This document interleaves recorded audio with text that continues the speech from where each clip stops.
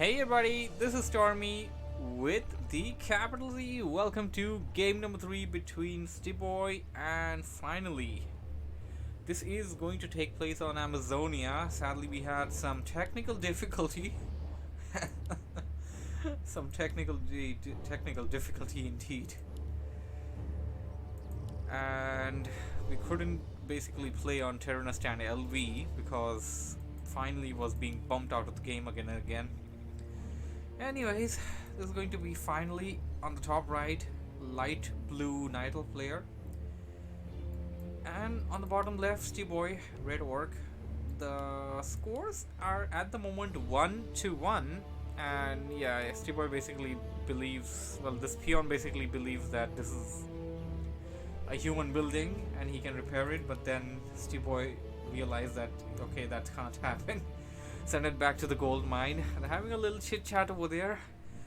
I guess f1n4lly said that he forgot how to creep with the Ancient of War on this map. It's pretty easy. You get one little wisp here, you get one little archer there. You get those wizards to attack you, and then you start attacking them. The lightning shield, of course, is what I mean. It's going to be Demon Hunter versus Shadow Hunter. Alright.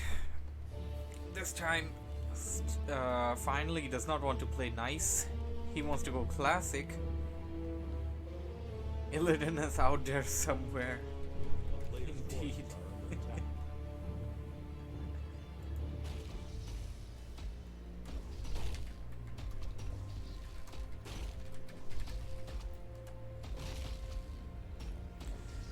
Yep, as I said, you gotta make that Renegade Wizard cast Lightning Shield, and then you gotta use it against them. Thankfully, a player's forces are under attack.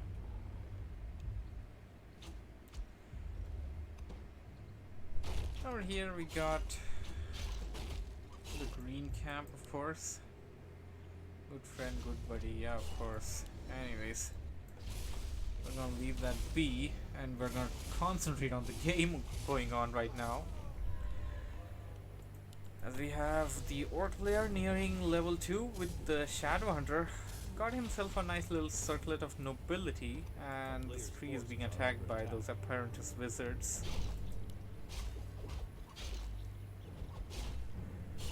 Demon Hunter getting himself a nice little cloak of shadows and gloves of haste, of course, gauntlet of ogre strength, and he's going to completely creep out that camp.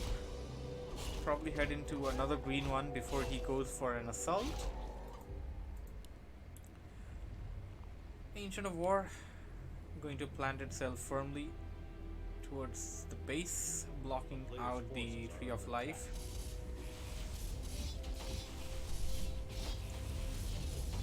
And basically we're just going to have some creeping all around.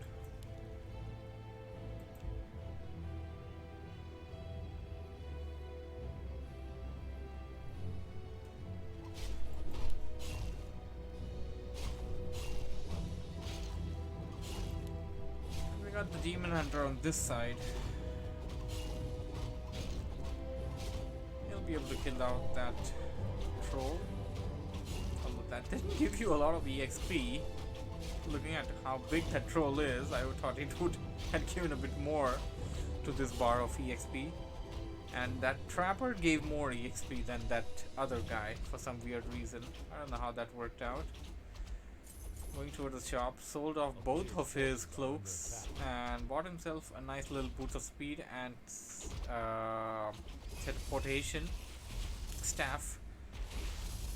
Or we are creeping out this Kobold camp, the Taskmaster camp, of course. The Taskmaster that has bash and is very, very dangerous to creep out unless until you know what you're doing.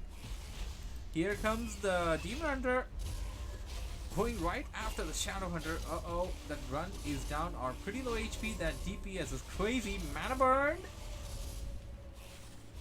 And this is the time when the orc player has got to cower out. He's gonna go back. The mana is gonna be drained. All that mana is gonna be burned using the speed scroll, but despite of the speed scroll, the Demon Hunter is still following it with the boots of speed. And now, right clicking that Shadow Hunter. Shadow Hunter is not yet at level 3. The blade, the Demon Hunter is, and oh, down to pretty low HP. Gotta be careful. You don't want to lose it. Not at this point. Naga Sea Witch as the second hero going in with those archers, and no, you don't want to go in there. You don't want to go in there. I mean, that's gonna be a pretty bad position for you. What are you doing? No, don't bring them in. Well, you managed to, yeah, you basically dived in. You managed to kill one grunt, so yeah, you got that for doing a ... dive. Demon Hunter back to the base, healing up. Tree of Eternity coming in. Ancient of Lores.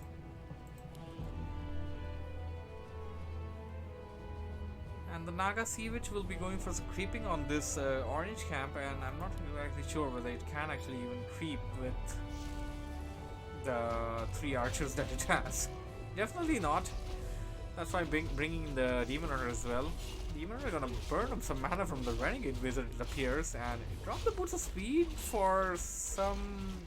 Okay, to pick up the item, of course. I'm going to pass it up to the Naga Sea Witch. That's gonna be useful for him as long as he's using cold arrows. So, Scourge Bone Chimes, good item, but not for the Night Elf. At least not with the units that he's making. Well... Oh, we got a Pit Lord on the work side. Pit Lord and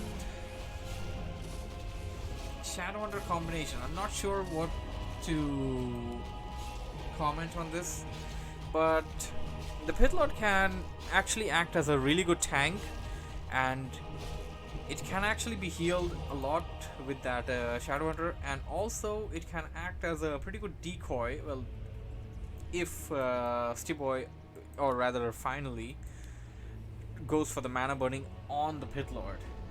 If it goes for the mana burning on the Pit Lord, then, you know, it's not gonna mana burn the Shadow Hunter, but that's likely not going to be happening. We got that decoy illusionary Shadow Hunter going in, doing some little scouting.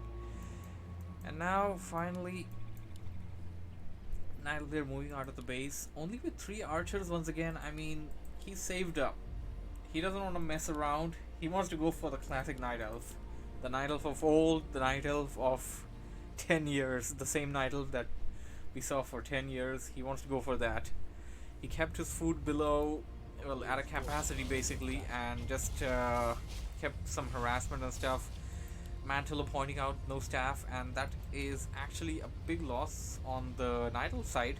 If you want to go for classic, then do it right. You want to have the staff, you want to have the Orb of Venom. Here comes some bears. Rejuvenation being casted on that Demon Hunter. Demon Hunter trying to target down that Raider, and bringing those archers in pretty close. This is not looking good. I mean, but the Orc player isn't even attacking the archers. He only just attacked the archers. He could have actually killed all 3 of them during this whole exchange that went down, this wing around the roses that went on for a bit. And one Raider goes down. One Raider exchanged by 3 archers, not a good exchange. But we have bear farm of these Druid of the Claws. 3 of them are on the field, and 3 Druids will definitely beat 3 grunts. They can also transform back and forth and cast Rejuvenation, and you also have that devastating Demon Hunter on the field. Naga Sea Witch with the Cold Arrow, of course.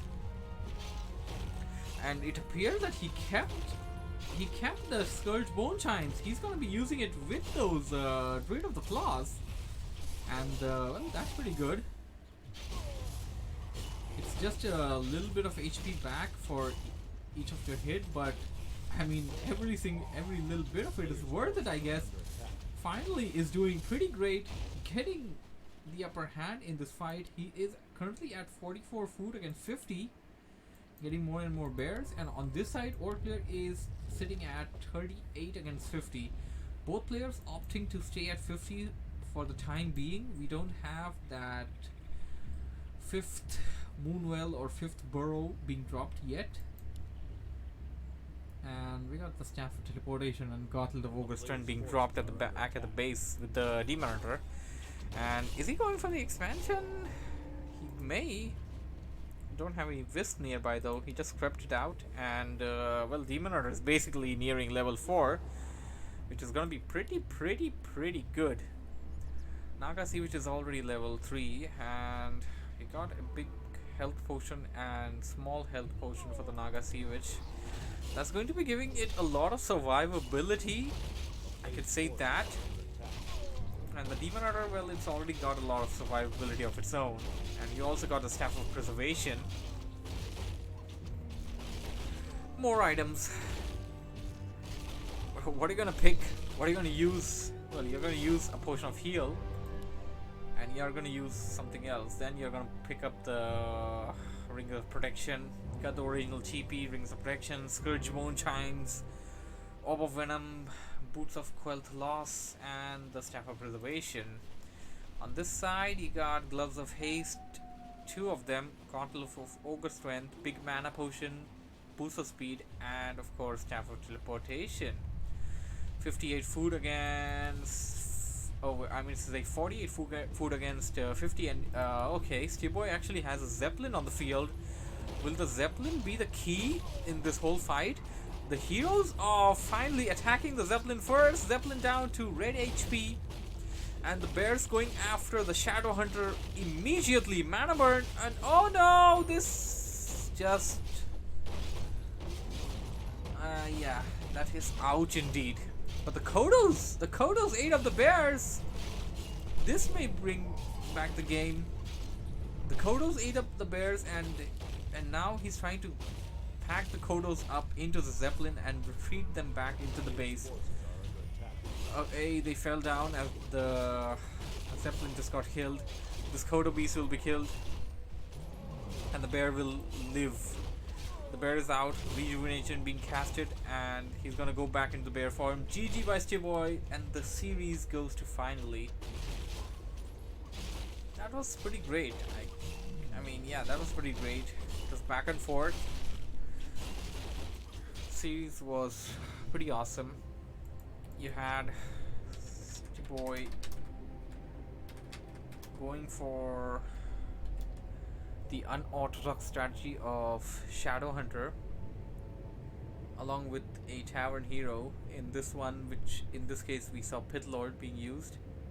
And then you had finally going for KOTG, which is the 1.30 strategy, which is popular nowadays, for the first 2 games. And the last game he went for the classic Night Elf strategy, Demon Hunter, Naga Sea, which bears. He kept himself at 3 archers throughout the major portion of the game, and only late game he went for the bears. But when he went for them, and Stibboe had a good effort over there.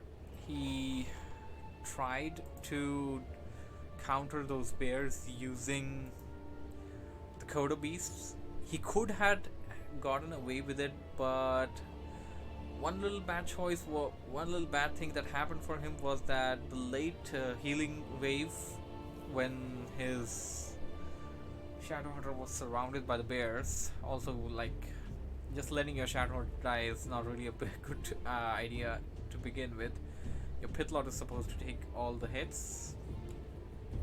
So, pretty good series, pretty good games. Hope you guys enjoyed it.